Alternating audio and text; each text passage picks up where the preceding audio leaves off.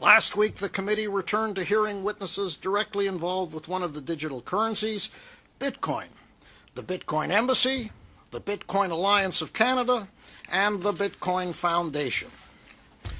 Today, we are pleased to welcome Mr. Andreas Antonopoulos, considered to be the Bitcoin guru. Suggested to us by several previous witnesses, Mr. Antonopoulos is both an entrepreneur and author in the field of Bitcoin. He is a computer sciences graduate from University College London. His expertise includes Bitcoin, cryptocurrencies, information security, cryptography, cloud computing, data centers, Linux, open source, and robotic software development. He has had over 200 articles published in print and is syndicated worldwide. In addition, he is a certified information systems security professional for over 12 years and is a permanent host on Let's Talk Bitcoin, a webcast devoted to Bitcoin. Mr. Antonopoulos is also a prolific public speaker, recently appearing at the Toronto Bitcoin Expo held earlier this year, which I must tell our committee, our analysts attended. He has literally, members of the committee, written the book on Bitcoin, which is entitled Mastering Bitcoin, Unlocking Digital Currencies. It is with great pleasure that I turn the floor over to Mr. Antonopoulos for his opening remarks, to be followed by your astute questions. Mr. Antonopoulos, welcome. The floor is yours, sir. Thank you, Chair and committee members. I appreciate the opportunity to contribute to these proceedings about digital currency. My experience is primarily in information security and network architecture. I have a master's degree in networks and distributed systems and have worked in the field since 1992. I spent 20 years working on networks and data centers for financial services companies before I found Bitcoin in late 2011. I've been working full-time in the Bitcoin space for the past 2 years and written a book on Bitcoin for software developers. Today I welcome the opportunity to talk to you about Bitcoin security, the decentralized architecture that underpins Bitcoin security, and the implications that architecture has for privacy, individual empowerment, innovation, and regulation. Until the invention of Bitcoin in 2008, security and decentralization seemed like contrary concepts. Traditional models for financial payments networks and banking rely on centralized control in order to provide security. The architecture of a traditional financial network is built around a central authority, such as a clearinghouse. As a result, security and authority have to be vested in that central actor. The resulting security model looks like a series of concentric circles with very limited access to the center and increasing access as we move further away from the center. However, even the outermost circle cannot afford open access. In such a security model, the system is carefully protected by controlling access and ensuring that only vetted individuals and organizations can connect to it. The entities near the center of a traditional financial network are vested with enormous power, act with full authority, and therefore must be very carefully vetted, regulated, and subject to oversight. Centralized financial networks can never be fully open to innovation because their security depends on access control. Incumbents in such networks effectively utilize access control to stifle innovation and competition, presenting it as consumer protection. Centralized financial networks are fragile and require multiple layers of oversight and regulation to ensure that the central actors do not abuse their authority and power for their own profit. Unfortunately, the centralized architecture of traditional financial systems concentrate power, creating cozy relationships between industry insiders and regulators, and often lead to regulatory capture, lax oversight, corruption, and in the end, financial crises. Bitcoin and other digital currencies based on the blockchain architecture are fundamentally different. The security model of blockchain currencies is decentralized. There is no center to the network, no central authority, no concentration of power, and no actor in whom complete trust must be vested. Instead, the core security functions are put in the hands of the end users of the system. In this architecture, security is an emergent property of the collaboration of thousands of participants in the network, and not the function of a single authority. In addition to the differences in architecture, there are also fundamental differences in the nature of the payments themselves. Digital currencies like Bitcoin are much more like cash than bank accounts or credit cards. The transfer of value in Bitcoin is a push mechanism, not a pull mechanism, as is the case with credit cards, debit cards, and most other digital payments. A Bitcoin payment is not an authorization to pull from your account. Instead, it pushes the precise payment amount itself as a value token directly to the named recipient. A single transaction does not authorize any future transaction or expose the user's identity. The transaction itself is unforgeable and unchangeable. As a result, Bitcoin payments can be transmitted in the clear without encryption over any network and can be stored on unsecured systems without fear of compromise. Bitcoin's unique architecture and payment mechanism has important implications for network access, innovation, privacy, individual empowerment, consumer protection, and regulation. If a bad actor has access to the Bitcoin network, they have no power over the network itself and do not compromise trust in the network. This means that the Bitcoin network can be open to any participant without vetting, without authentication or identification, and without prior authorization. Not only can the network be open to anyone, but it can also be open to any software application, again without prior vetting or authorization. The ability to innovate without permission at the edge of the Bitcoin network is the same fundamental force that has driven internet innovation for 20 years at a frenetic pace, creating enormous value for consumers, economic growth, opportunities, and jobs. Bitcoin's decentralized nature affords consumer protection in the most powerful and direct way by allowing Bitcoin users direct control over the privacy of their financial transactions. Bitcoin does not force users to surrender their identity with every transaction and put their trust in a chain of supposedly vetted intermediaries who must be trusted to control access to, securely store, and protect transaction data and vulnerable account identifiers. Bitcoin transactions never expose vulnerable account identifiers, and Bitcoin users can protect the privacy of their transactions without relying on or trusting any intermediaries. Because in Bitcoin trust is not vested in central actors, there is no need for centralized regulation and oversight. When properly architected, Bitcoin financial services are not vulnerable to central point of failure, which would necessitate heavy-handed oversight and regulation. Instead, the power lies with the end user, whose interests are most aligned with the protection of their own funds. While individual Bitcoin wallets can be targeted and compromised, if not properly secured, the Bitcoin network does not suffer from centralized systemic risks. Contrary to popular misconception, Bitcoin is not unregulated. Rather, several aspects of the Bitcoin network and financial system are regulated by mathematical algorithm.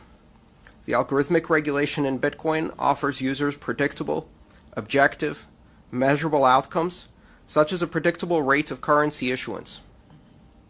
These outcomes are not subject to the whims of centralized institutions or committees, which are both corruptible and often placed outside of democratic oversight. A Bitcoin user can predict the monetary supply 30 years from now, instead of hanging on the nuanced intonation of a single adjective by some high official of central banking who can dramatically change an entire country's monetary velocity a week hence. Bitcoin's decentralized architecture does not easily conform to the expectations and experiences of consumers or regulators because there has never been a large-scale, secure, decentralized network before. The combination of decentralization and security is the novelty at the heart of Bitcoin. In trying to understand consumer protection, oversight, audit, and regulation of Bitcoin, there is a risk that many will try to apply familiar models of the past to this new digital currency system. These models are all centralized and designed to provide regulation and oversight of centralized financial networks. Centralized solutions will be easier to understand and seem familiar. However, they are both inefficient and unsuitable for this new form of decentralized financial network.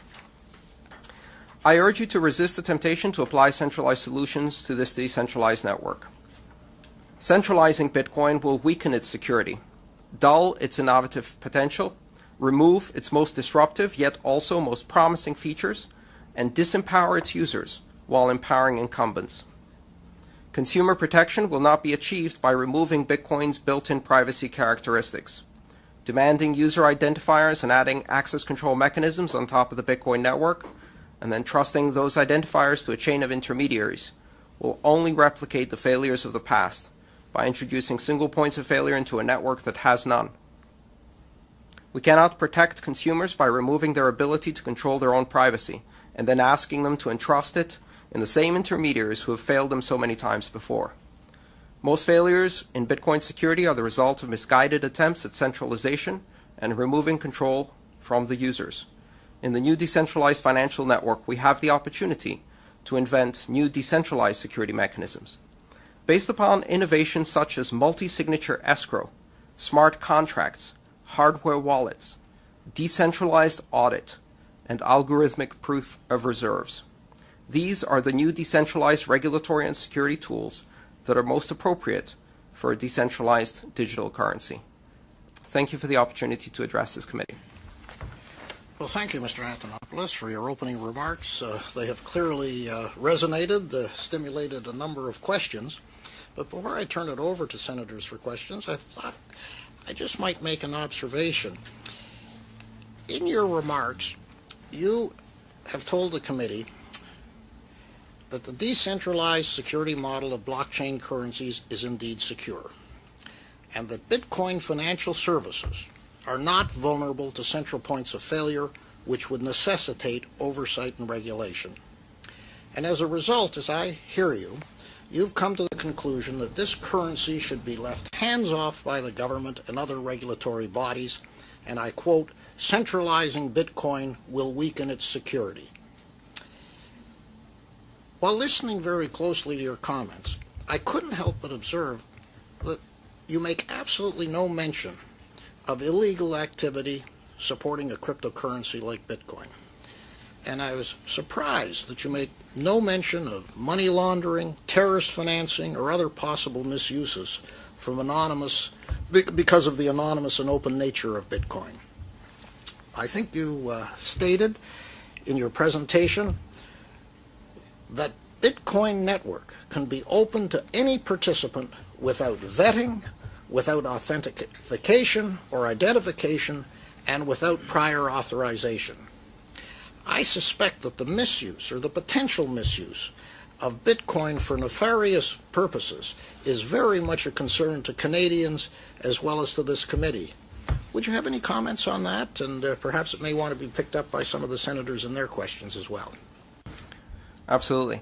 I believe that there is a great misconception in the idea that Bitcoin use is anonymous or that the network itself is anonymous. On the contrary, the central public ledger allows any participant to observe all transactions that occur on the network. Now, those transactions are not always tied to a specific identity, but with the use of traditional law enforcement mechanisms, when an identity is attached to a specific transaction, that transaction can be followed throughout the network, and therefore the network does not afford more anonymity. In fact, it is easier to implement strong transparency and accountability features on the network than it is to achieve strong anonymity on the Bitcoin network. Furthermore, I think Bitcoin is not a very convenient network for such uses. The vast majority of such activities really occur with cash, in fact, with the US dollar. And I don't see Bitcoin as the primary vehicle for illicit activities of that type. I see the tremendous potential for the use of Bitcoin among the more than 6 billion people in the world who have very limited access to international currencies, international credit markets, and international trade. And I think that use far outweighs the tiny minority that might put such currencies to illicit use. Well, thank you for those comments. And with that, I'm going to start with my list. Yes. Ask the same question, try to explain how it all works, so we can try that. Or when it's his turn, we will turn it over to him for that. Senator Black, to be followed by Senator Campbell. What's he talking about? Thank you very much, Mr. Chairman, and thank you very much, Mr. Antonopoulos. Senator Mascott understands it. Perhaps you could. Senator Takacsik, please. Order. Thank you very much, Mr. Antonopoulos, for being here. I'm finding very real interest in what you have to say. Let me outline, first of all, what I'm hoping to come to understand from you. I'm interested in coming to learn what is needed to ensure that this innovation can continue to develop. So that's my premise, right or wrong. But I do, building on the Chairman's initial comments, have a question or two for you. When CA Vertex testified before this committee, they stated that they'd like to see Bitcoin regulations put in place as soon as possible to give clarity on how Bitcoin is classified. They believe, they told this committee, that this would allow Bitcoin to thrive in Canada. In your remarks, you've stated that Bitcoin should not be regulated centrally because it will stifle innovation. Considering that other groups have echoed the statements of CA Vertex, help me with the disconnect that I'm hearing between the evidence of CA Vertex and what you have said today. Absolutely. I believe that the best way to help Bitcoin is to ensure that there is clarity in the treatment of Bitcoin, and that Bitcoin is not essentially forced into contorting itself into regulatory structures that are designed by banks for banks or with traditional models of finance in mind, which are primarily centralized, and recognizing that Bitcoin as programmable money with capabilities such as digital multi-signature escrow has many more flexible ways of responding to the needs for consumer protection. For example, in the traditional banking environment, unless you hold cash, every account that you have as a consumer is a custodial account. That means that the account funds are held in trust by a bank, and what you have in return is essentially a promise note that that money will still be there tomorrow morning. The bank controls the funds entirely. Bitcoin allows a much more varied range of control between a consumer and a financial services institution that they may use, from completely decentralized control where the consumer or end user is the only one with full control over the money, to complete custodial accounts where a financial services institution has full access to the keys and the consumer has none. In between, there are also models that are hybrid, where the bank may have a signatory role but not be able to change the direction of the funds, simply to approve transactions. And so within this very broad range of possibilities, obviously some aspects of that do need to be regulated. What I mean by that is, if you simulate a traditional financial environment with a custodial account where you take full control of a user's funds, then those funds are now outside of the Bitcoin security model. They are no longer protected by the user's control of the keys. They're no longer protected by the blockchain. They are now in a gray area where they're not covered by regulatory requirements for capital adequacy audits, security requirements and controls, etc. But they're also not covered by Bitcoin's security model. And we've seen that whenever that has happened, it results in disaster. Almost all of the exchanges that have been attacked in Bitcoin had a full custodial model like that. However, that is not the only model that exists. There are digital Bitcoin wallets where the user has complete control. There are wallets where the user has complete control, but transactions cannot happen unless an additional signature is placed by an institution that acts essentially as a risk manager to ensure that even if the user's systems are compromised, their money can't be stolen, a hybrid model. If you lump all of those together under a single unifying regulation, assuming it's all just like a bank, then you miss out on the opportunities to create better solutions with this new programmable money. So I do believe that certain models of Bitcoin use must be regulated. If control over the user's funds has been centralized, then that institution puts consumers at risk. But to lump A decentralized model where a user still has full control over their funds and an institution can't steal their money under that same regulation is not only misguided, but doesn't leave any room for that technology to develop further. May I ask one further question? Thank you very much for that. So what would you suggest to this committee in terms of regulation, if any? I believe we're still at the very early stages of this technology. Not only is Bitcoin new, but Bitcoin is already evolving.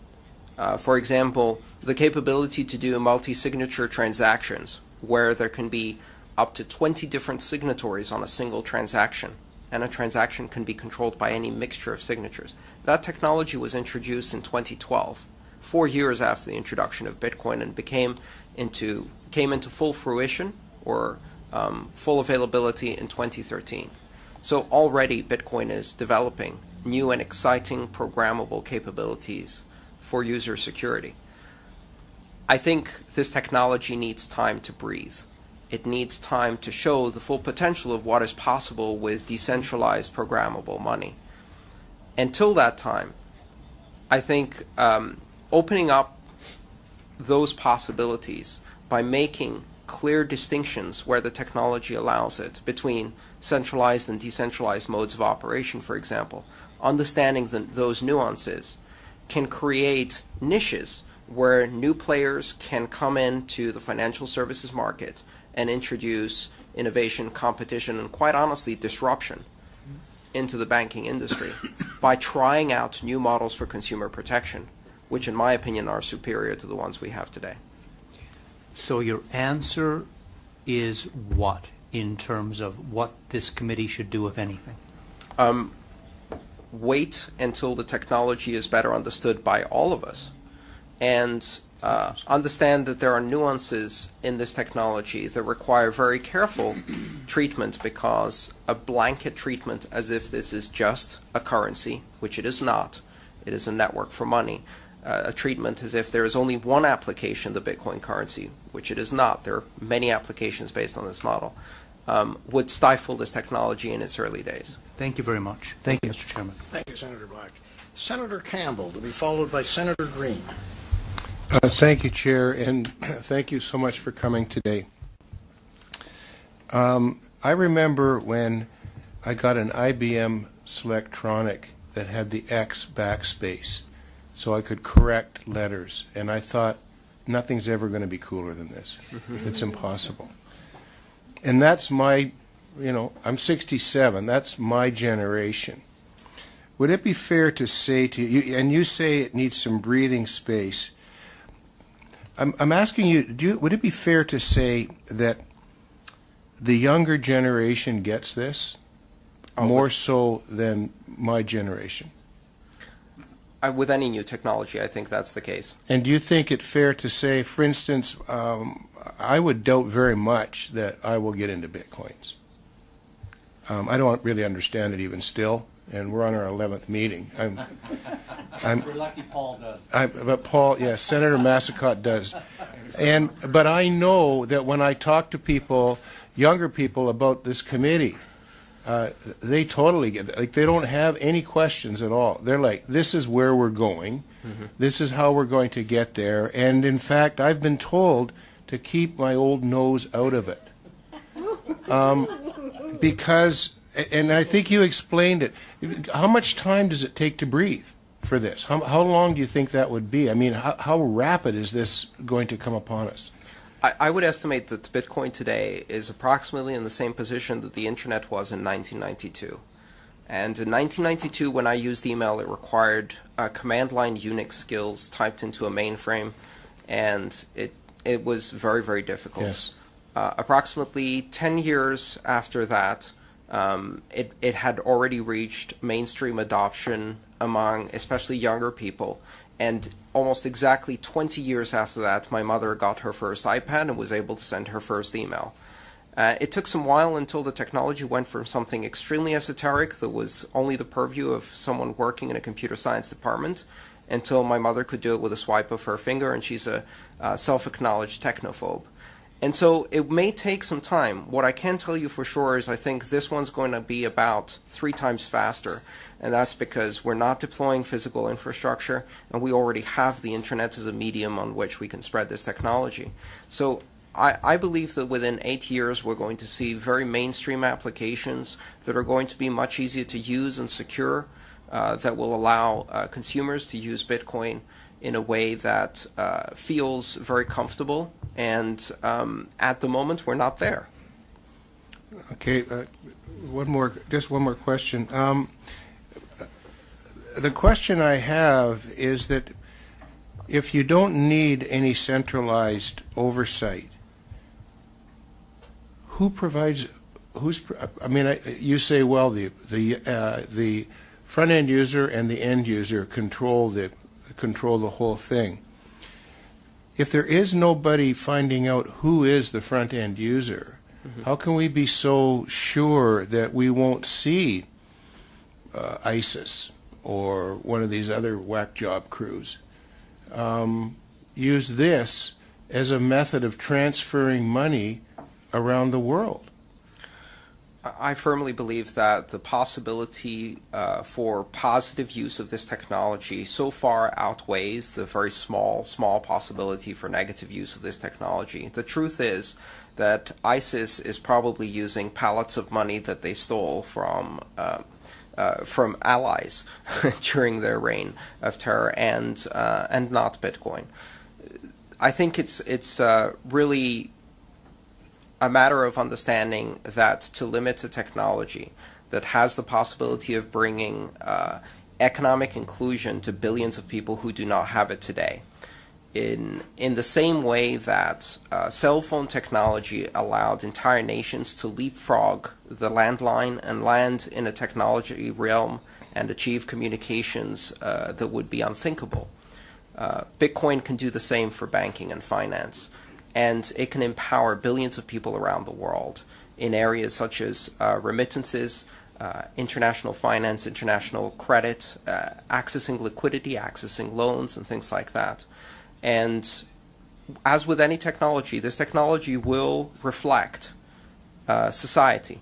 And there will be a tiny minority who will try to use it for evil. But I have full faith that the law enforcement capabilities, properly exercised, can follow funds on Bitcoin just as they can in the normal financial networks, probably more so than they can in traditional financial networks. Furthermore, I think Bitcoin is the most open and transparent of cryptocurrencies. There are already 500 others, and I believe that if Bitcoin is not given the opportunity to work in a way that empowers people, eventually criminals will move to far more stealthy and far less open currencies and use those instead. Okay, thank you very much for coming today. I very much appreciate it. Thank you, Chair. Thank you, Senator Catt. Senator Green, to be followed by Senator Massicott. Thank you very much for coming. This is, without question, the most interesting topic we've looked at since I've been a member of the committee, and I'm just amazed by it. One of the things I was thinking about last night as I was reading your paper, the idea that occurred to me was that, and I want you to comment on it, is that Bitcoin and related currencies is not hackable because there is a nothing to hack. Is that a true statement? And I wonder if it is, if you could explain that in very simple terms, because I imagine there are a lot of people watching this. Individual Bitcoin wallets, my wallet, can be hacked. And in fact, we see examples of that. The system as a whole cannot be hacked. And the reason I say that with confidence is because over the last 5 years, and especially recently in the last year and a half, with value transferred over that network exceeding $5 billion US, there has been no shortage of people trying to hack Bitcoin. In fact, if anything, what we've seen is that Bitcoin has changed the very dynamics of cybercrime and hacking It has escalated the attacks. It has created a target for hackers that is extremely fluid, that resides on people's computers, and they have tried to take advantage of that. I know that Bitcoin can't be hacked simply because many people have been trying nonstop for the past 5 years and can't hack it. So there's a very big difference between the system as a whole, which is a dynamic system that responds to hacking attacks, and individual wallets. And I think you see a very similar development timeline as with the internet. I remember a time when groups of hackers could take down Yahoo for a day, and Microsoft and Google, and they don't do that anymore. No. And that's not because they stopped trying. It's because a dynamic system that is constantly exposed to threatening stimuli will develop resistance and will become more and more resistant to these types of attacks. A concept often called anti-fragile. It becomes dynamically stable and resistant to attack. And Bitcoin is not static. It continuously evolves, and it continuously deals with attacks better and better over time. Thanks very much. It's very interesting. You mentioned in the answer to the previous questioner that there are roughly 500 other cryptocurrencies. Mm-hmm. What is the size of Bitcoin in relation to those? Are they major competitors, or are they copycats? I would say for the most part they're copycats. My personal opinion is that the allocation of cryptocurrencies in terms of market size, adoption, users, etc., follows a long tail or power law curve, where the vast majority is concentrated in a few top, maybe a handful of currencies, and then you have potentially a tail that stretches out to encompass thousands of smaller currencies. And the dynamic of being able to create currencies at whim creates an environment where there will be literally thousands, possibly tens of thousands of currencies in the future. Only a handful will have economic viability and market value, but that doesn't change the nature of it. In my opinion, people will create currencies the way they create internet memes. So in many cases, they will be internet memes, and we've seen that happen in currencies. So what's happening here is a laboratory of evolution and innovation where new ideas are tested, and some of the best results of that are often catastrophic failure on a small scale that informs future designs for Bitcoin. It's amazing. Do you foresee a time when, in the interests of economic development or what have you, that a nation state decides to forego its own currency and adopts Bitcoin? That's a difficult question because I think the very nature of currency is changing. And so I think the, if you like, economy or organization that is adopting the currency is the internet, and that's a transnational entity. I think that has even more important implications for the future than national currencies. Bitcoin is already bigger than some national currencies, and in the future may end up being more important for economic activity than dozens of smaller national currencies. I do foresee that in the future national central banks may utilize blockchain technology to underpin a national digital currency. Great. Thank you. Thank you, Senator Green. Senator Massicot, to be followed by Senator Wells. Thank you, Chair. Thank you for being with us. It's obviously very interesting and also very useful. Let me follow up on the question from our Chair. In fact, your presentation makes a reference that you discourage us from even recommending some form of identification. I think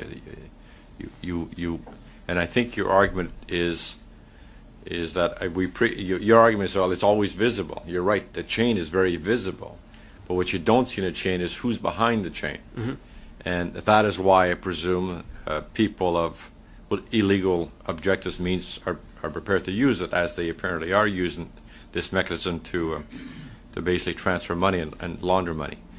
I gather your argument is that I recognize that is a negative, but please don't hesitate with that issue. Don't put measures in place to restrict that flow, because the usefulness of those measures, identifying who's behind the transfers, is lesser than the use to our society from letting this thing develop. Is that accurate? Because the chain is visible, but not the identity of the persons, which is what I think the chairman was asking. I'm recognizing two aspects. One, that attempts at imposing identity on Bitcoin will, in my opinion, be ineffective, because there will always be channels by which non-identifiable transactions can be introduced, either in Bitcoin or other currencies, will simultaneously remove one of the main advantages. Senator, today I've received 3 phone calls, automated phone calls, from visa fraud prevention, because I used my card in Canada.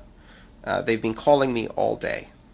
And this is something that happens to me every time I travel, and is a symptom of the fact that by releasing an identifier that allows others to pull from my account, and that ties every transaction I do to every activity I do, I am not only giving up my privacy, but endangering my personal financial security every time I use a credit card. This system is non-viable. I watch every few weeks on the news that yet another group has had 50 million consumer credit cards and identities lost. And for the average consumer, that means months of identity protection and risk. These are the intermediaries who handle our identities. And what we have seen over the last 2 decades is that protecting information security systems in such a way that we can prevent these types of thefts is not possible. The mistake is tying identity to every transaction and creating systems that can continuously draw from our accounts.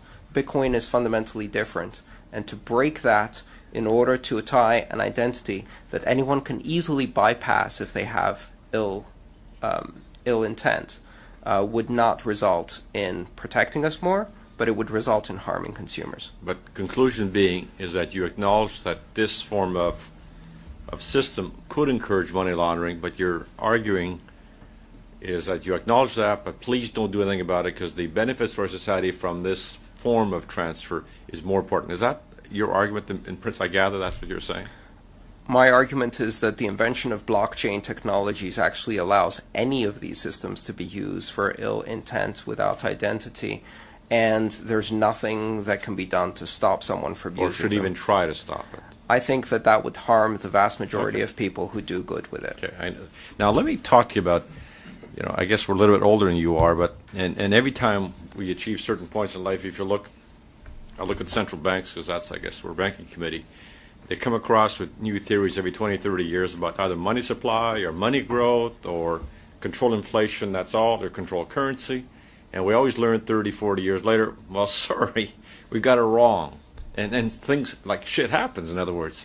So having said that, when I look at your algorithm and you sort of say, we're going to predict the necessary growth of this currency, it's a form of transfer, and we got it right. But I highly suspect 20, 30 years from now, I said, well, you didn't get it right. Now, clue me in. What's the 1 or 2 things you got wrong when you say that, when you project the future? Where's the 2 things of weakness you say, I could have got it wrong, and here's where I may have gotten wrong? I think what's useful to understand is that Bitcoin's monetary policy is just one recipe that is possible. And what Bitcoin and other currencies like that allow us is to implement monetary recipes at will and then fix them in place for each one of these currencies. And if Bitcoin's monetary recipe is wrong, people will move to another currency that has the same characteristics of decentralized organization but with a different monetary recipe. It is simply one of the possible choices. I don't know if it is right or wrong, but I do know what it's going to be in 30 years exactly for Bitcoin. I can tell you to the millionth decimal point exactly how many currency units will exist in 140 years from now in Bitcoin.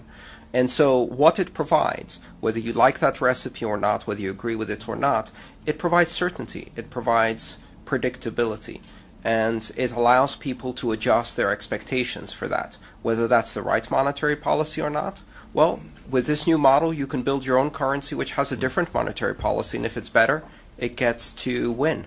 It's an open competition. The supply is defined, given the algorithm formula. But people like our chairman have bought this unit, so maybe the supply is limited, but will it be equal to the demand growth?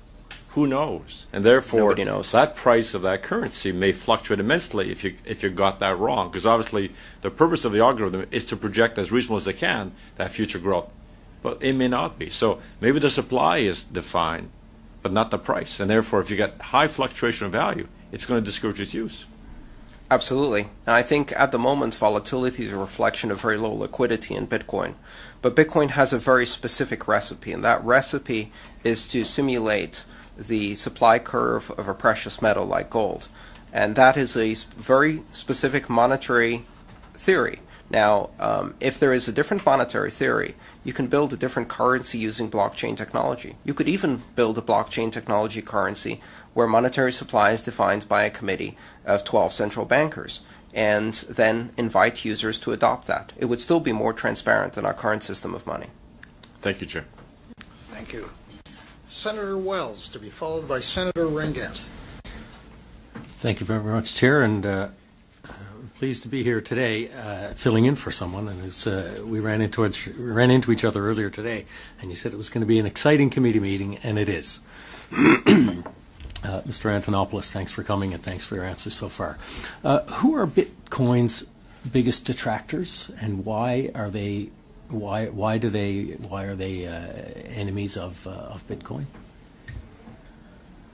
I'm not sure who are Bitcoin's biggest detractors. I can tell you that I, along with every other passionate advocate I know, started off as a detractor. I think it's important to note that my initial response to first understanding or first identifying Bitcoin was, this is nerd money. It can't possibly work. In fact, when Satoshi Nakamoto invented Bitcoin and announced it on the crypto mailing list, everyone around him responded in pretty much the same way. The circle of advocates, which is now numbering in the millions, consists entirely of people who started out as very strong skeptics. The difference is, the first time I saw it, that was my reaction. The second time I read the paper and understood that this was not a currency, it was a decentralized network model for financial security and trust, which allows currency, but also allows many other things. And that literally blew my mind. And then I understood this was much bigger. So we all started out as skeptics. I don't know if all the skeptics become advocates over time, but I do see that most people who look at Bitcoin carefully very quickly understand that there's a lot more than meets the eye to this. So what would be Bitcoin's biggest threat to growth? Would it be having people overcome fear of their unknowns? Would it be the security aspect, the level of technology available, or the individual nodes that might not have the security that the whole system has? I think there are some very significant security problems related to the ownership and control of Bitcoin keys and Bitcoin wallets for the end user. The simple truth is that we've been doing information security for a handful of decades, and as an industry, that industry is not very effective at doing it, whether that's trying to protect credit card numbers or Bitcoin for the end user. The nice thing about Bitcoin is that that risk is compartmentalized so that there is no systemic risk. Over time, I think we're going to see the development of more secure mechanisms like hardware wallets, such as the ones that are beginning to appear in the market today. And so for every problem I see in Bitcoin, as an entrepreneur, I simultaneously see a tremendous opportunity. I think if you go back and look at the history of disruptive technologies like this, in 1994 there were dozens and dozens of articles about how the internet would fail because no one would be able to ever find anything on the internet. Sergey Brin and Larry Page decided that was an opportunity, not a problem. I think with Bitcoin, each one of these problems also is possibly a very innovative new financial industry that can offer solutions. Okay, thank you. I have one more question, Chair, if I may. So, of the millions of users of Bitcoin currently, who would constitute the biggest user group? International financial transactions, or what? Like, who's the biggest user now, or the one with the highest plurality? Well, honestly, I think there are a few statistical surveys that provide some insight into that. I'm not sure about the exact numbers. I think the most common use for Bitcoin is charitable giving, donations, and tipping. And I would say probably the demographic at the moment is very similar to the early internet, which is a very narrow demographic of technology professionals. There's a lot of nerds in this space. I can say that for sure. But it just follows the same path as any other technology. It's becoming more and more broadly appealing to a broader demographic over time. For me, the most interesting thing is not what Bitcoin can do for Western developed countries, because we have fairly sophisticated banking systems. I am fascinated by the idea of being able to deploy Bitcoin on a Nokia feature phone in Kenya, in Lagos, Nigeria, and bringing online to a global economy people who have never had access to financial services with international credit, and who could now be connected to everyone else in the world on an equal footing. That is very exciting to me, and I think that's where the greatest need lies that Bitcoin can fulfill. Okay, thank you. Thank you, Chair. Thank you, Senator Wells. Senator Ringett, to be followed by Senator Meredith. Thank you, Chair. Most impressive. And I guess when you started out by saying that you'd spent 20 years working on networks and data centers for financial services company, all of a sudden I say, they must be in dire need to hire you back. So. He's not for sale. No, but with all the knowledge that you have gathered about cryptocurrency, what would be your guesstimate to develop and create a similar cryptocurrency? I'm not sure I understand the question. Well, there's, as you said, there's like 500 different currency on the networks. What would be the cost to develop and create a similar cryptocurrency as Bitcoin? Well, every day somebody decides that Bitcoin isn't the correct answer, and they have a better one, and they go ahead and choose to try and build a better cryptocurrency.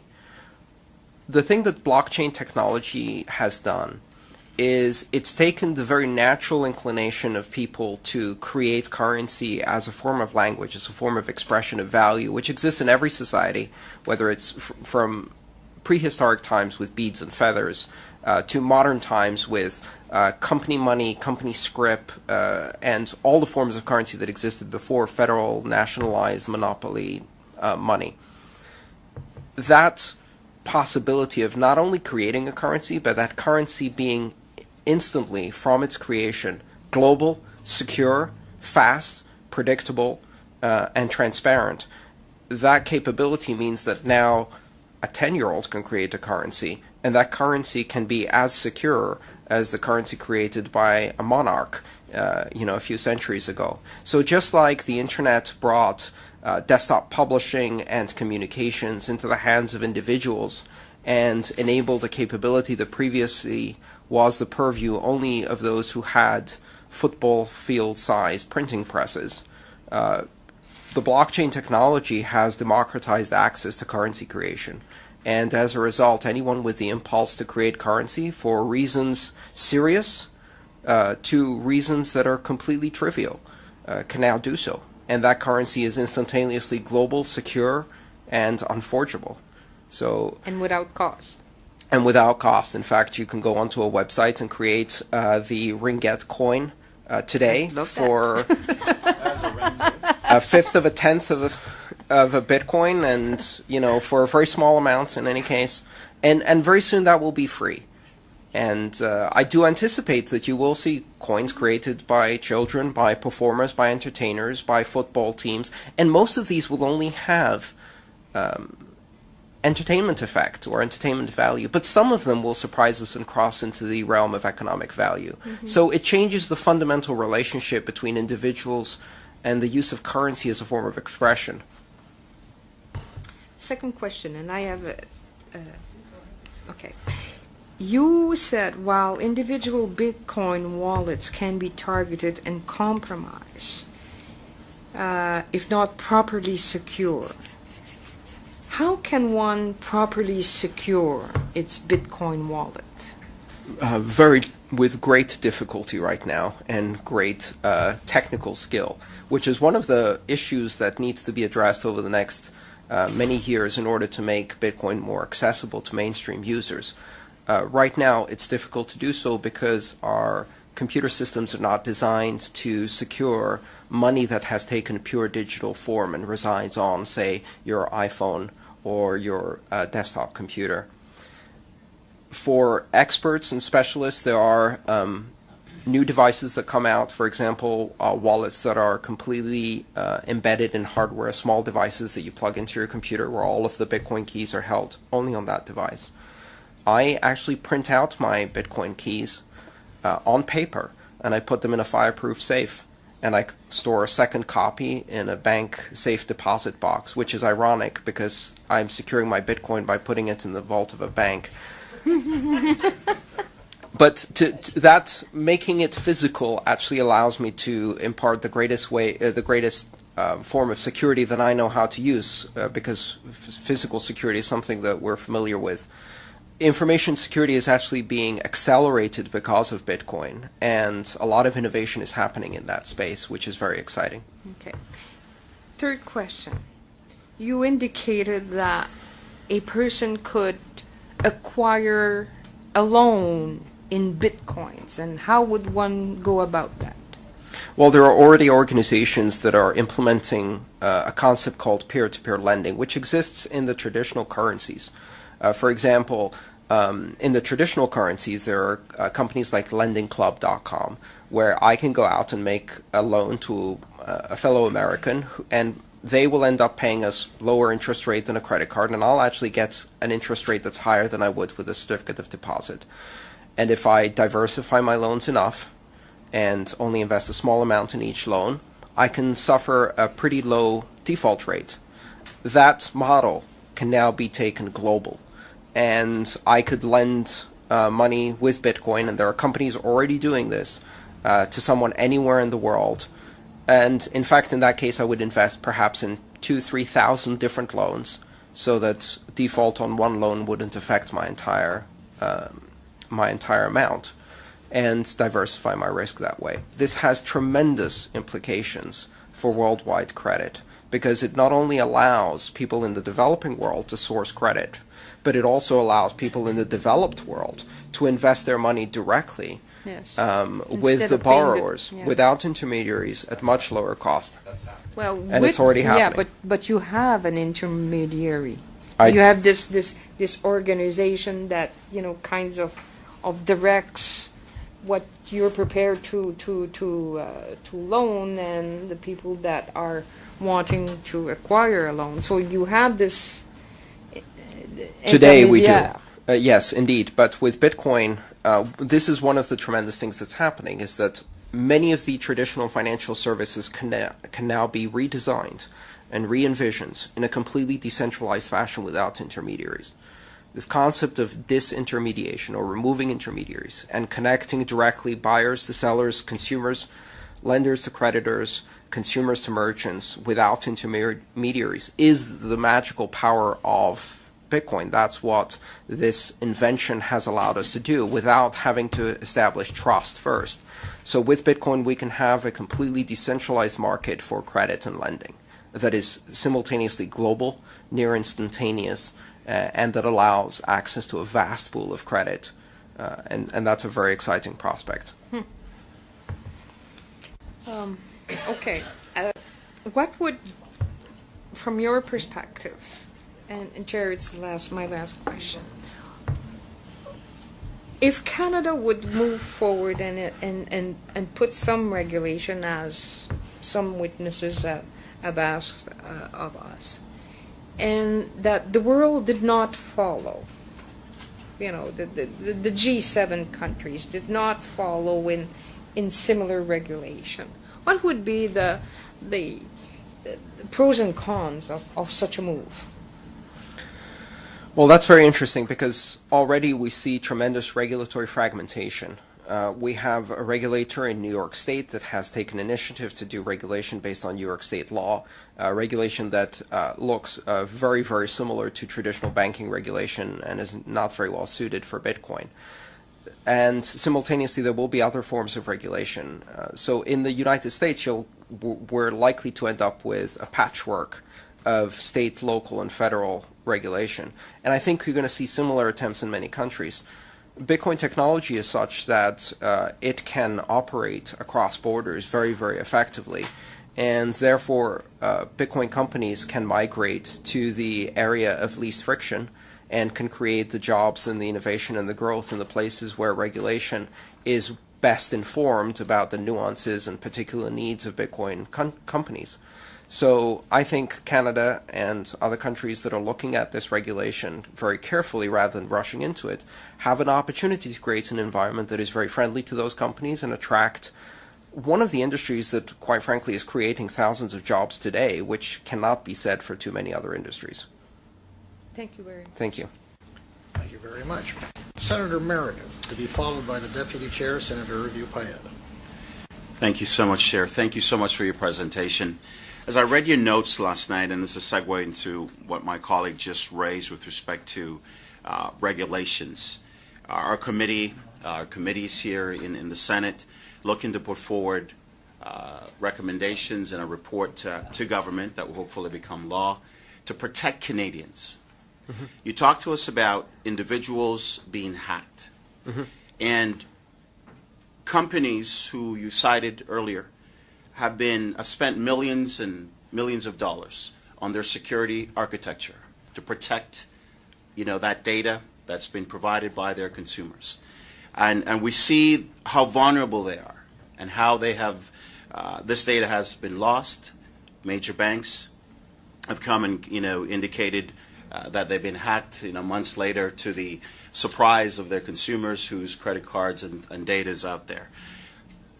And now you're advocating a decentralized system when the traditional banking system is predicated on all these security measures put in place to protect consumers. We're about protecting Canadians.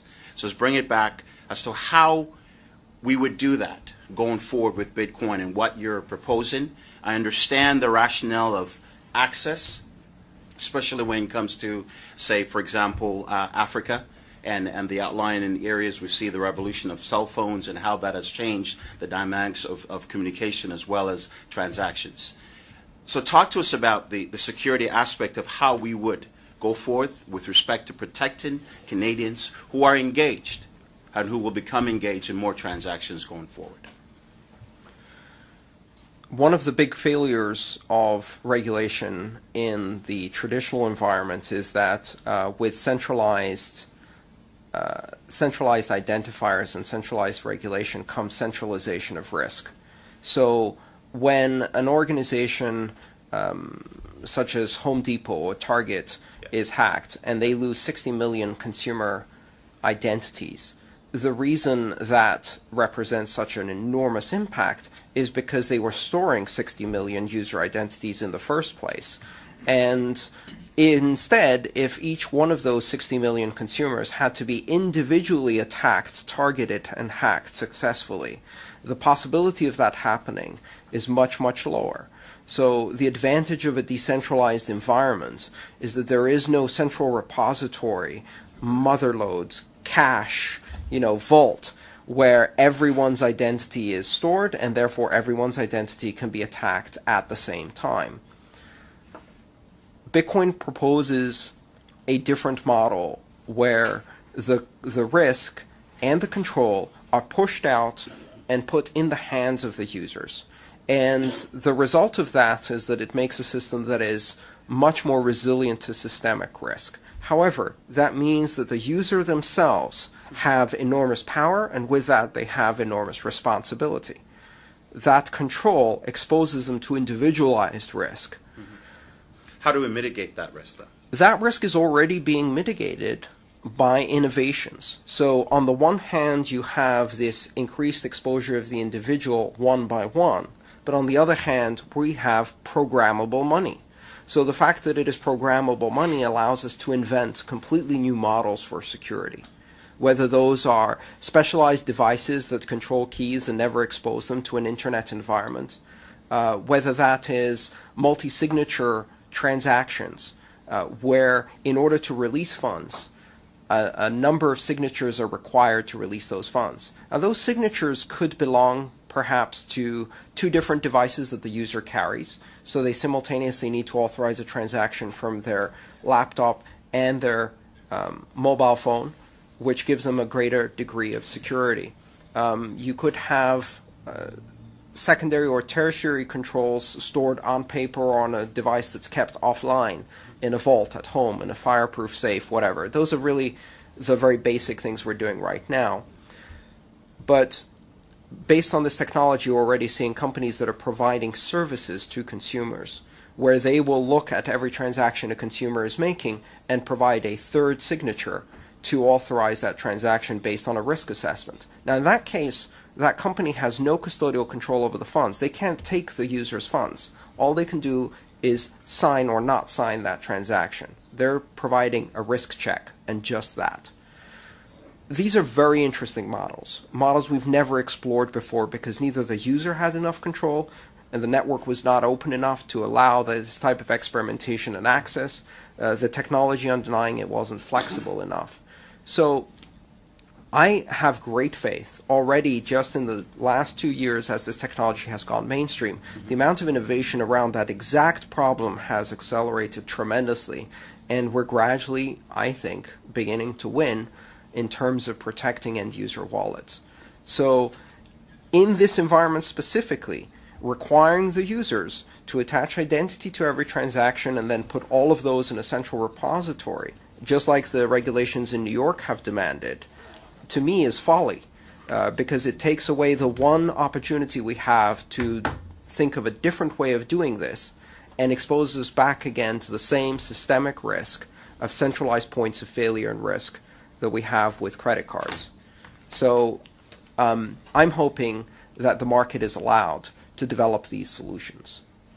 Going forward, my colleagues, Senator Black raised it with respect to breathe-in time, and you indicated this as well. But what would be a suitable time frame for us to be able to look? I mean, obviously this is evolving, this is developing. However, we believe that there has to be some sort of regulations put in place to govern, similar to what we've done now with the Internet in terms of privacy and in terms of requests for information and so forth. With respect to the breathing time, and if we were to enact some sort of legislation, give us your opinion as to what that would look like to govern Bitcoin and its transactions. I think that if we look at the experience with the Internet, the opportunity for the Internet to develop its own models for self-regulation was extremely effective because it delivered a lot of good to a lot of people. In fact, ironically, when the U.S. Senate finally came around to regulating spam was the same year that technology solved the problem. And so in some cases, waiting is the better option. I don't think there's a major problem with consumer access to Bitcoin at the moment in terms of the risk that it poses to consumers. However, there are particular areas where I believe your committee could offer clarity. The first one is making a clear distinction between centralized custodial accounts and decentralized models of Bitcoin operation and not lumping them together. Centralized custodial accounts are dangerous to consumers. They expose consumers to the exact same risk of a centralized financial institution, only in this particular case there is zero oversight or control over these institutions because they operate outside of the banking environment. So, for example, when CA Vertex came here and asked for regulation in that environment, that is a very sensible idea because CA Vertex has complete control of the user's keys and operates in a traditional centralized custodial manner. However, I think leaving opportunities for the development of decentralized solutions and recognizing that those are neither subject to the same risks for consumers, nor do they need or can use effectively the same types of regulation as custodial accounts, would open up a lot of possibility for innovation in that space. I think also it's important to carve out exceptions. For example, there are exceptions already in existing law in terms of personal use of small amounts of exchanges. For example, if I exchange a small amount of US dollars for Canadian dollars on the street corner, I'm not going to be arrested as for operating without a money transmitting license. So I think it's important to recognize that on a small scale and for personal use, there should be clarity in the law that makes it clear that you don't require licenses to operate, and personal use as a consumer is not subject to banking level regulation, because that would be very useful in allowing further development of this technology. One final question, Chair. Indicated about the bad actors and a small percentage of them that are there. What systems do you currently have in place to deal with those individuals who would abuse the system? Traditional law enforcement has been tremendously successful in being able to track and stop such activities on the network again and again. And so far, I haven't heard of any particular need for changing the way the network operates. And in fact, such a request would be met with no change, because this is a global network that isn't under the control of a single individual. I don't control Bitcoin any more than anybody else controls Bitcoin. So the network itself provides a level of transparency that law enforcement can use. Thank you. Thanks, Chair. Thank you so much. Deputy Chair of the Committee, Senator Hervieux-Payette, to be followed by Senator DeCatcher. Merci, si vous permettez, compte tenu que... Thank you. In view of the fact that I haven't, no one has spoken in French so far, I'll be putting my questions in French. Can you tell me whether there are countries at the present time that recognize and supervise the Bitcoins?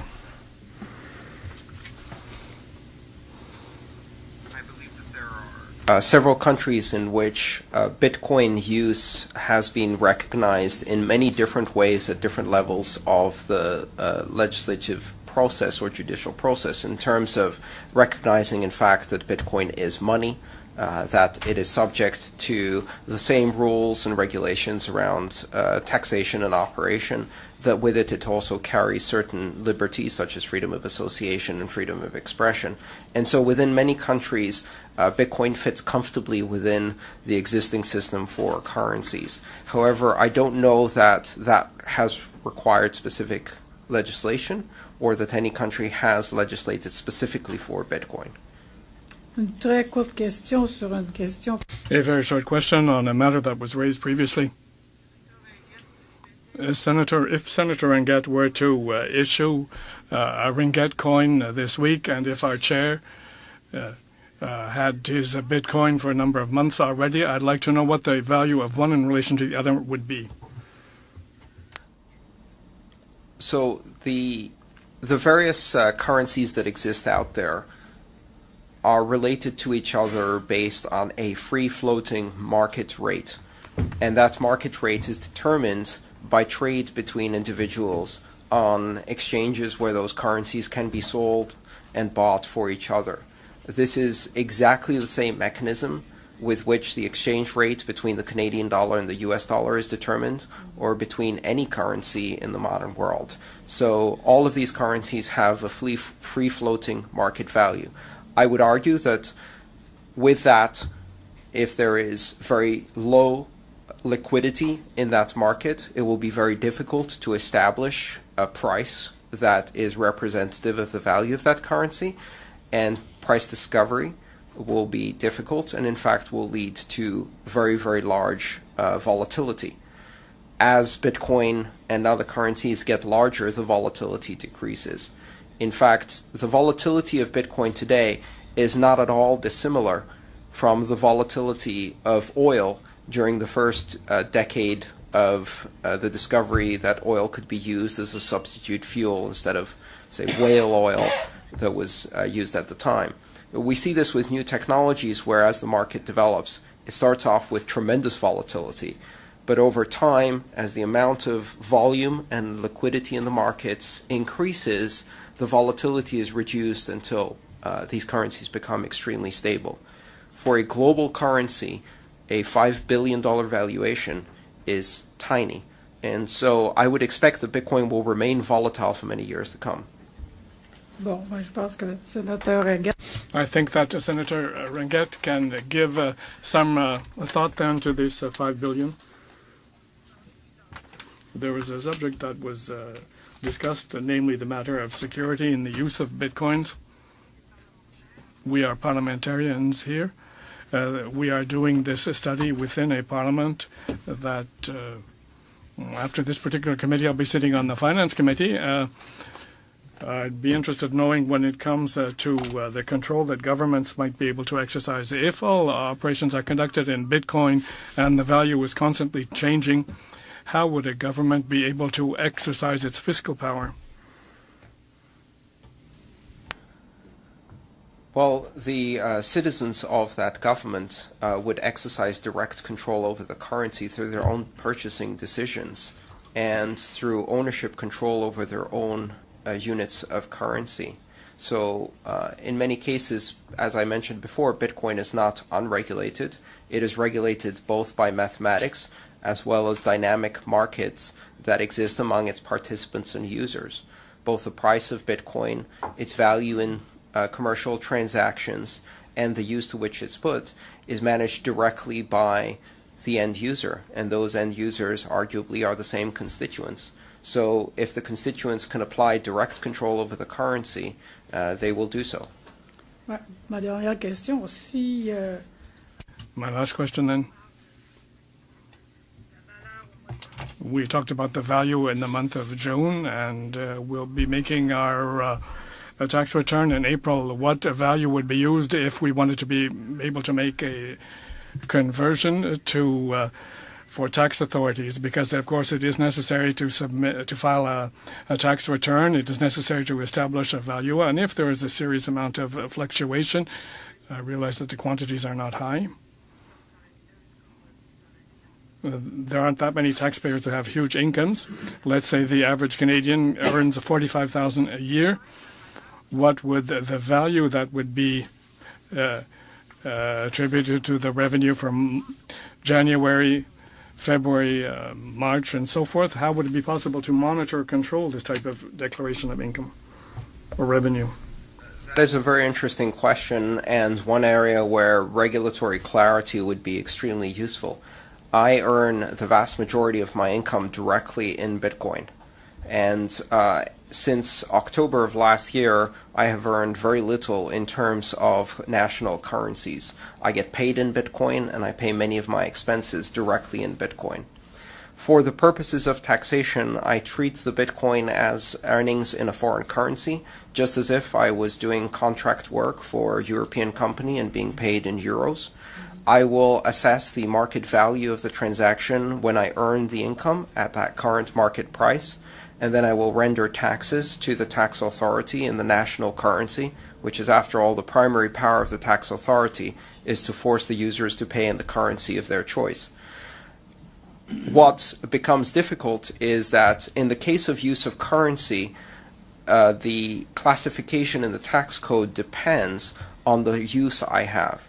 For example, if I use my brokerage account to purchase euros for investment purposes, and I sell those euros 2 months later and realize a gain, I will be subject to capital gains tax upon that gain. However, if I visit Paris and I use euros to pay for a ticket to the local Paris zoo, and the price of the value of euro changes between the moment I purchase that amount with my own currency and the moment I paid for the ticket, I'm not assessed capital gains. It is considered a currency use, and therefore it is treated differently. And the tax code is flexible enough to allow me to declare the appropriate use for the appropriate tax classification depending on how I used it. Now, at the moment in the United States, at least, there's been a ruling that says that Bitcoin operates as a commodity with capital gains taxation, which is, in my opinion, the wrong answer. However, if Bitcoin had been classified purely as a currency, that would have been the wrong answer too. The correct answer, in my opinion, is it depends on how it is used. If it is used for long-term investment, then it is subject to obviously capital gains and losses. If it is used for consumer spending, then it operates as a currency and means of exchange. And the tax system allows me to declare upon honor how I've used the currency, and to then impose penalties if I have made that declaration incorrectly. That's how it works with every other currency. So this is an area where clarity would be extremely useful, because it would allow us to use currencies such as Bitcoin in the same way that we use currencies from all over the world. Okay, thank you. Thank you. Senator Tkachuk, to be followed by Senator Malte. Welcome, Mr. Thank you for your testimony here today. It has been an interesting afternoon. The other virtual currencies, are they based on an algorithm as well? And is it the same one as used for Bitcoin? There are several algorithms within Bitcoin. There is a central invention, which is the blockchain, and the security model that uses consensus through proof of work, which is a technology that allows a network to arrive at a secure picture of what the current ledger is based on competition. That central technological innovation is used in the vast majority of currencies. I'll call that the blockchain invention. However, there are other algorithms in Bitcoin, such as the algorithm that determines how currency is issued, how often and how much of the currency is issued. Other currencies have taken different perspectives, so they use a different monetary policy recipe.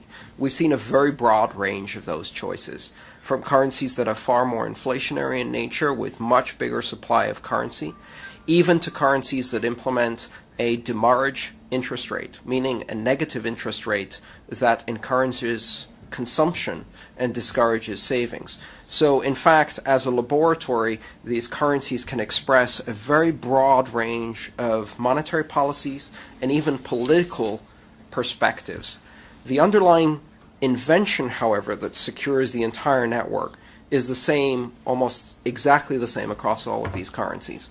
Is there that we have heard in previous testimony, we heard about the miners, the people who actually, I think they're the ones who actually issue the currency or mine the currency. Is there, and that there was there were some stories in the paper in June of this year where a company had over 51% of the mining market for Bitcoin. So it was developing a quasi, or does it have the ability to develop a total monopoly? Can one company develop a total monopoly in issuing Bitcoins? And then does that jeopardize the whole currency itself? If how do you have control? Is there controls on that, or how does that all work?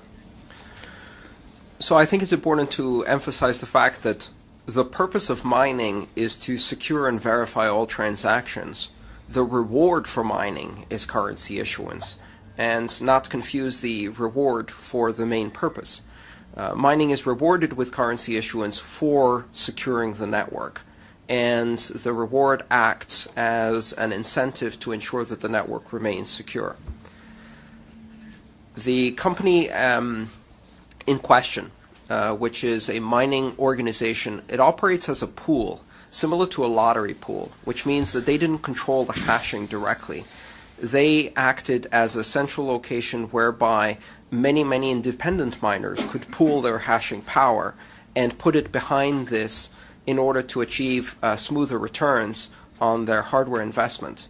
So where playing the lottery by yourself, you may win, but on a very irregular schedule. If you play as part of a pool, you get more frequent but lower payments.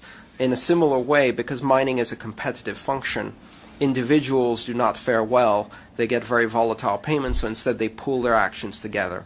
Interestingly, when Ghash approached, but did not reach 51%, but they approached the high 40s, this led to a market response. And the market response was such that individual miners, recognizing the potential risk to the reputation, at least, of the network, although I don't believe it was a serious technical risk, withdrew their mining capacity from that pool operator and redirected it to other pool operators.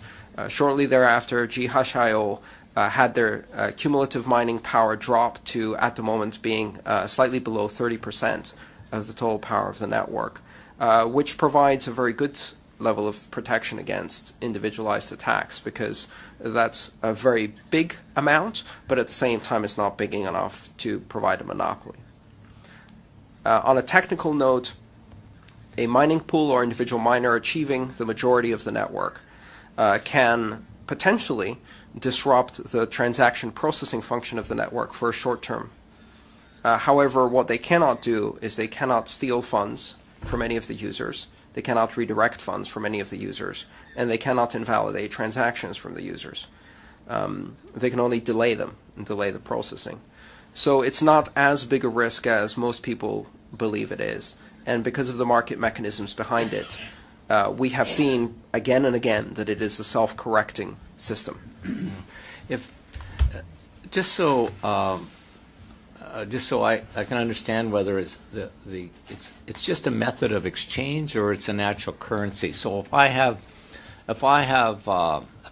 yen in Canada, I really can't really buy anything. I have to go to a bank and exchange it for, because no one takes it. So I have to go to a bank and exchange it for Canadian dollars so that I can buy something. And so and it's the same in each country. So and in each country, those dollars have certain values. So even though my Canadian dollar trades up and down as compared to the U.S. dollar, and so does everybody else, I still deal in Canadian dollars. And it basically stays the same for Canadian products unless it depends heavily on imports and all the rest of it.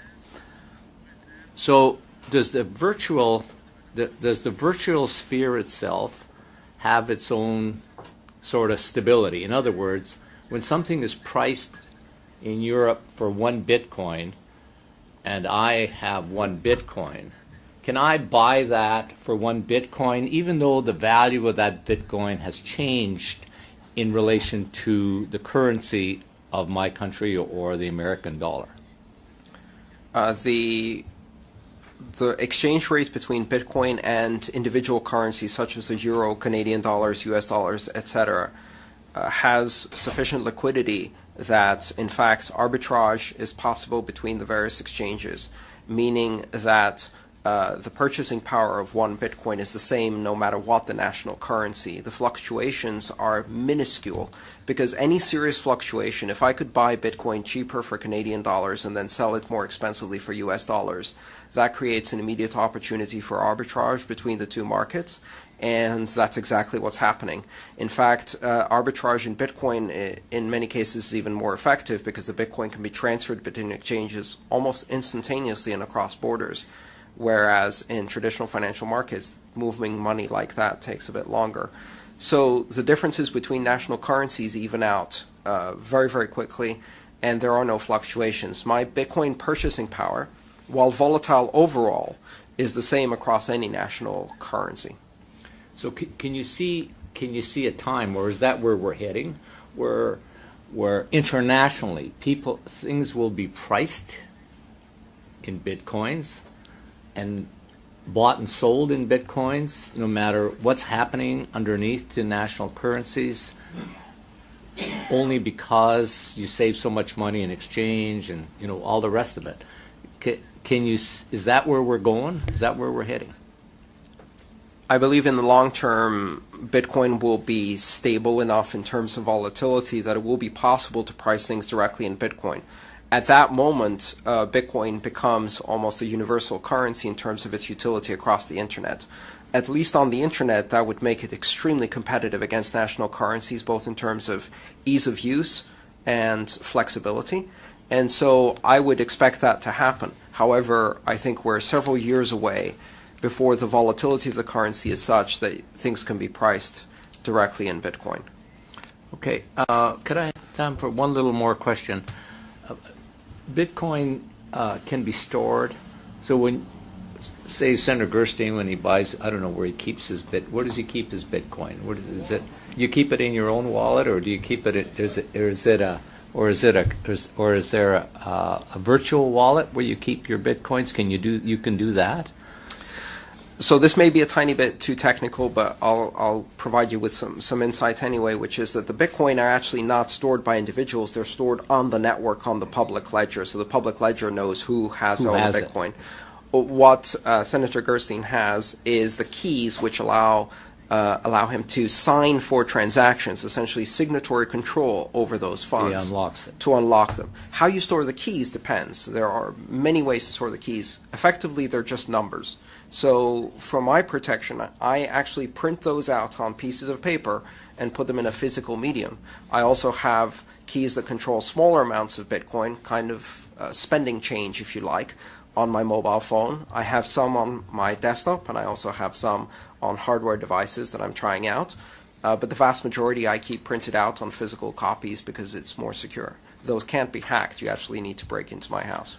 As you know, companies will do, or businesses do, so many multiple transactions. They may do thousands, millions a day, for all I know. Can Bitcoins adapt to that? Can you pay payroll of 1,000 people or 500 people or 200 people easily with Bitcoins and do the deductions and all the rest of it or is it an Not only issue? can you do that, People are doing it. but a medium-skilled programmer can do that in a few hundred lines of a programming language like Python, accessing the entire financial network and instructing it to do that, which is fascinating. But not only that, but they could do that with transactions to 1,000 people living in 100 different countries, which is almost impossible to do with today's money. So if you try to do payroll, and there are many companies in the technology space. For example, Google pays tens of thousands of affiliate companies for advertising revenue, and the cost to them to paying these companies for that revenue across the world is enormous. So the possibility of automating that and using a single currency for electronic payments, it can be done. It can be done extremely fast. It can be done extremely efficiently, and it can be done globally. I like it. Cheaply, too. I like it. And very cheaply. Senator Malte, please. Merci, Monsieur. Thank you, Mr. Chairman. First of all, a short comment and some questions. I agree with my colleague, Senator Campbell, when he says that people of a certain age might have some trouble trying this out. We did have a machine and a chair, generously bought $100 worth of Bitcoins. He never told us about it. I don't know what has become of it. I don't know whether there's been a loss, but of course that's not your problem. You said that a user of a Bitcoin might be able to predict what the monetary supply might be in the future. If a user of a Bitcoin, for example, such as a chair, is able to predict what the monetary supply in 30 years from now, it seems to me that the Minister of Finance should probably have made use of this for the next 5 years or whatever. It seems to me that you are certainly, if you're able to tell what the money supply will be in 30 years, then this is very useful knowledge.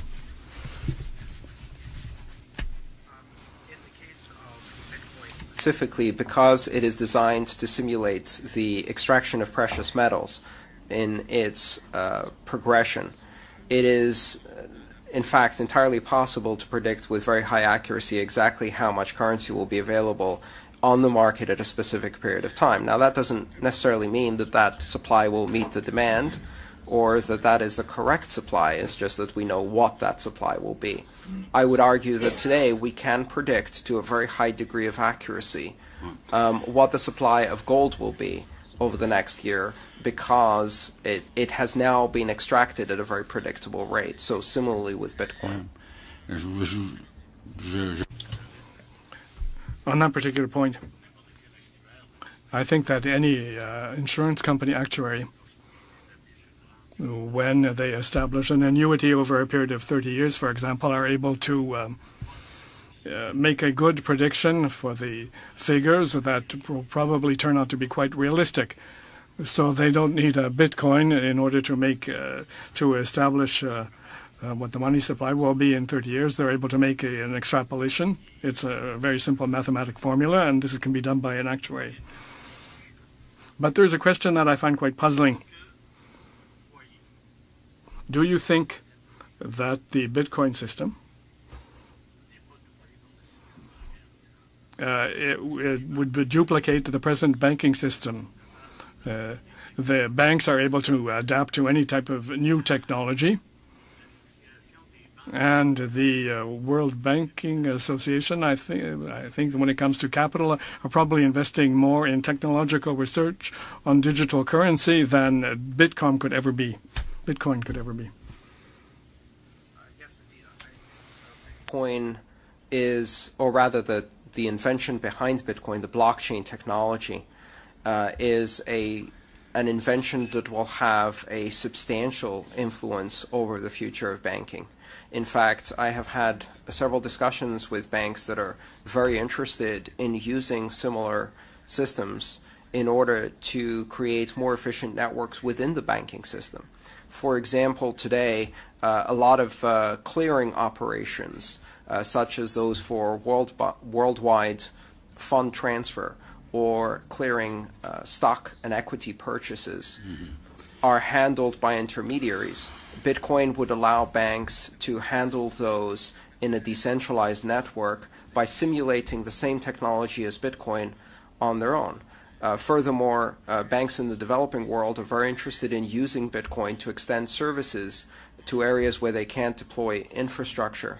I think very similarly to how telecommunications companies at first were somewhat threatened by the internet, but now run their entire networks on top of the internet. Banks will eventually find ways to utilize this technology, and I would not be surprised if very big parts of the financial services systems eventually run on top of technology very similar to Bitcoin, perhaps Bitcoin itself. And this leads me to ask you then, do you not have the impression that you were swallowed up before you even came into existence, because the banks will never ever let you have so much operating scope? I'm not talking just about Canadian or American banks. I'm talking about banks in the world. I don't think that the banks will let this go by without reacting. I realize that this is quite successful. Young people are very enthused about it, but I don't think that banks are going to let themselves be dispossessed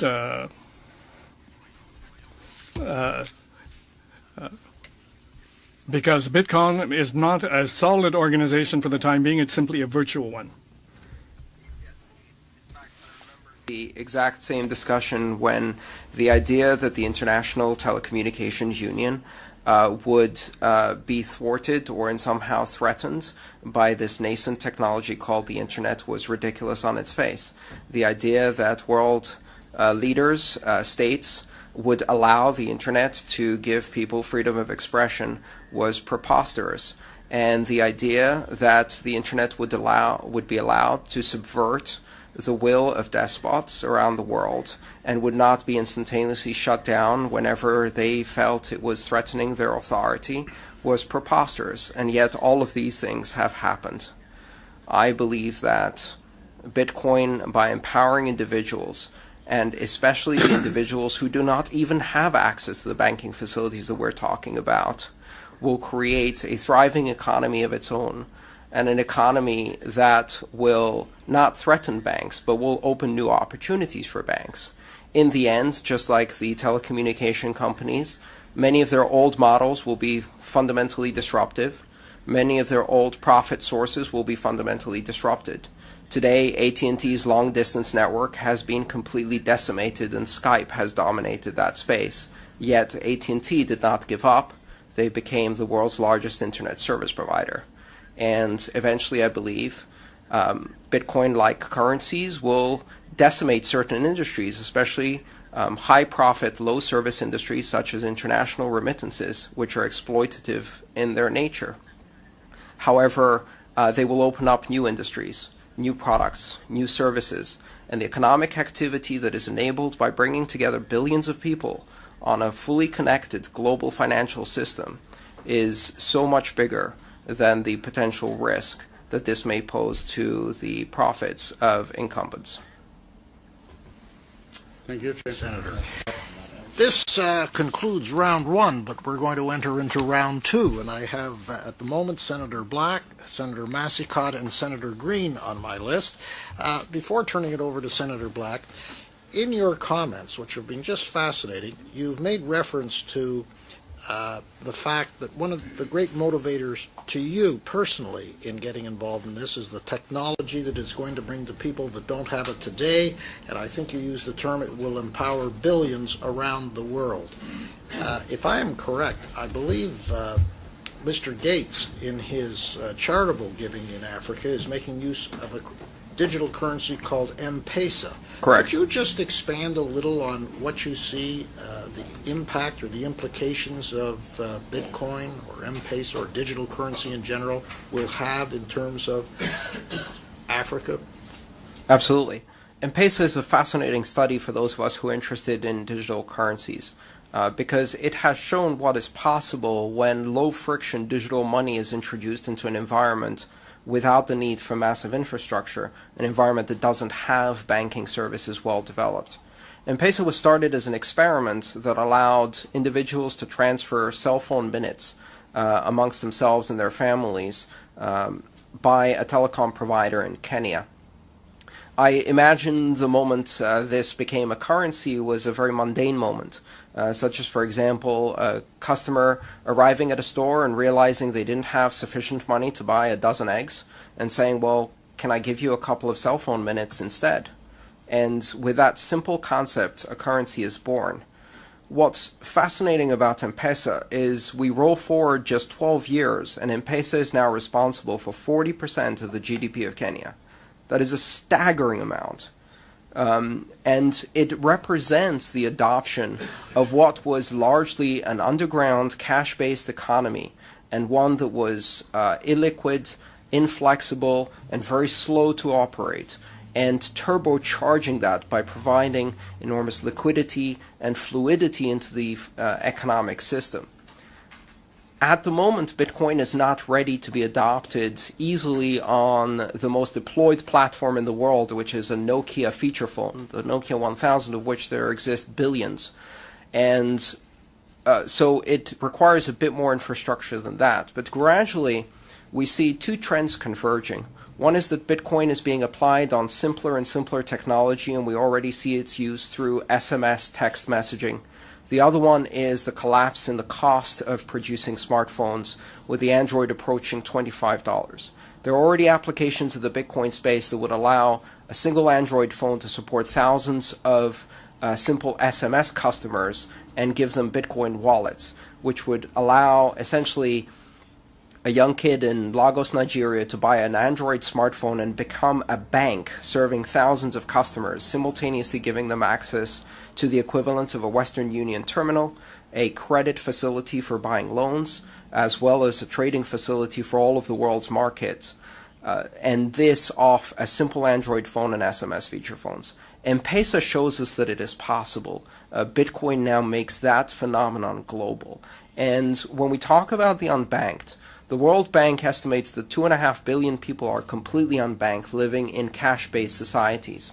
However, that vastly underestimates the problem, because if you look at the types of banking facilities we have in the Western world, the ability that I have to access a brokerage account with access to any of the international markets, to convert any currency I want without controls, to transmit money to any country in the world I want, again, with very little controls, and to use it as a simple consumer, is very, very, very far removed from what most people have.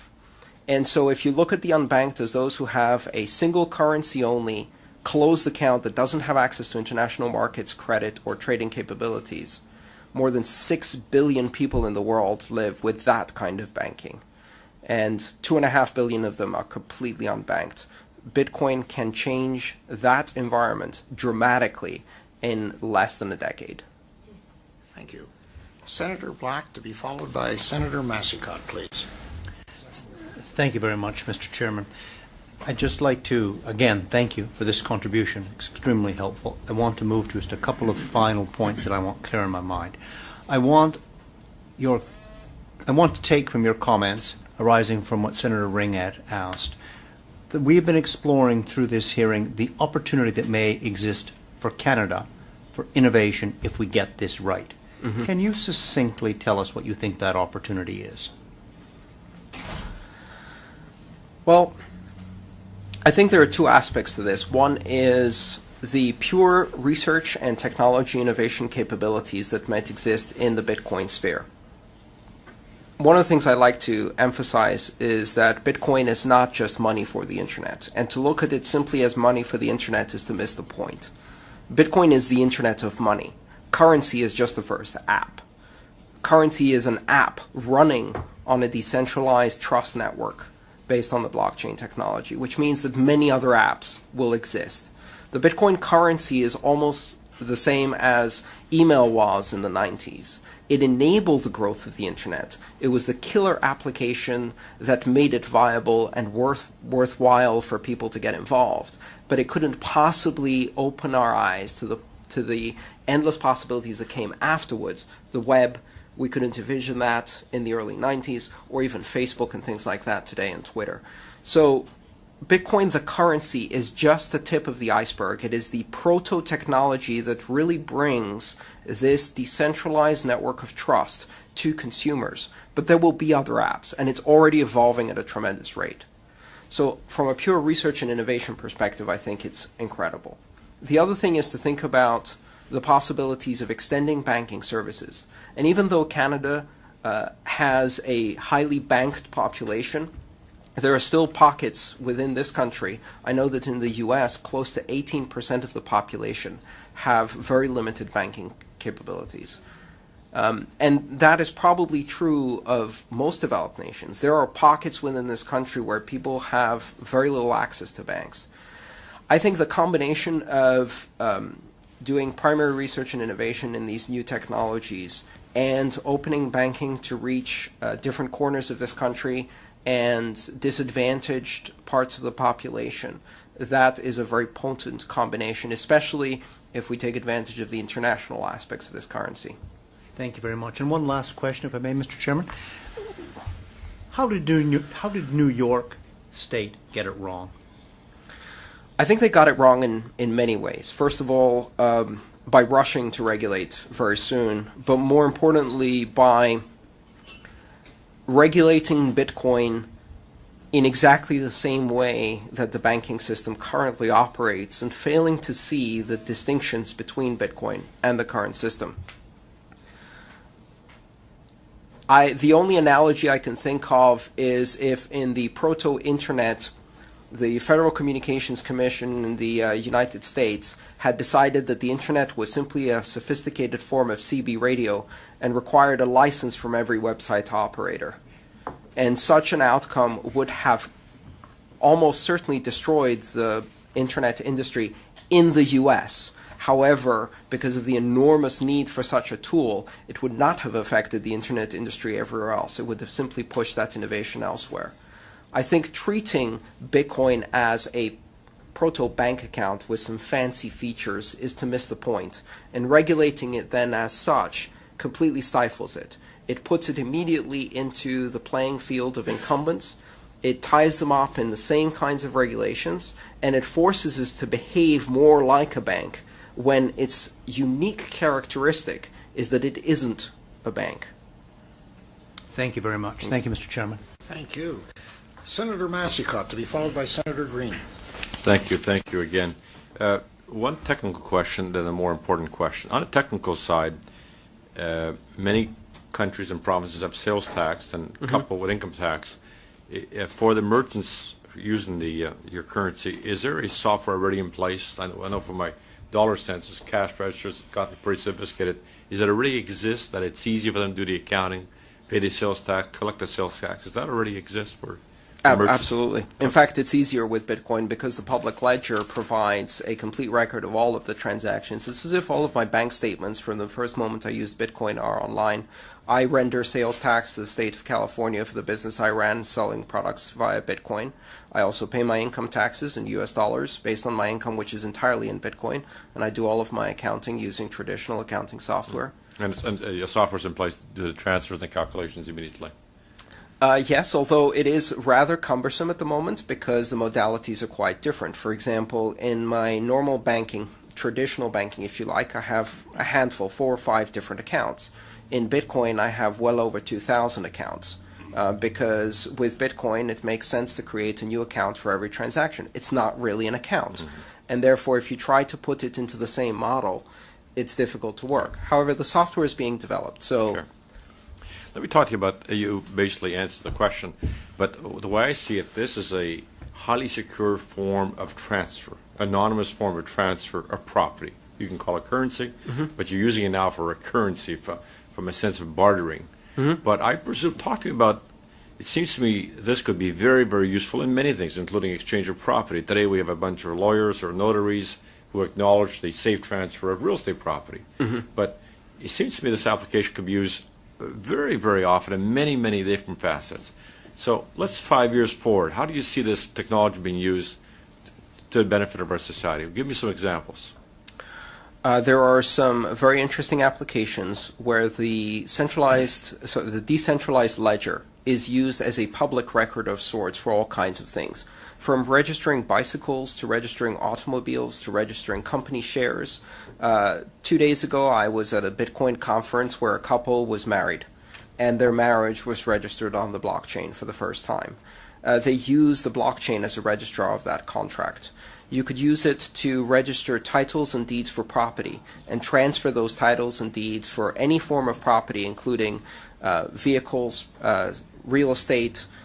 With a simple electronic transaction, you could transfer the deed to a car. Even better, and more importantly, the car could look up its own title and render itself usable to the new owner automatically. And this concept is called smart property, where the property recognizes its ownership through reference to the blockchain.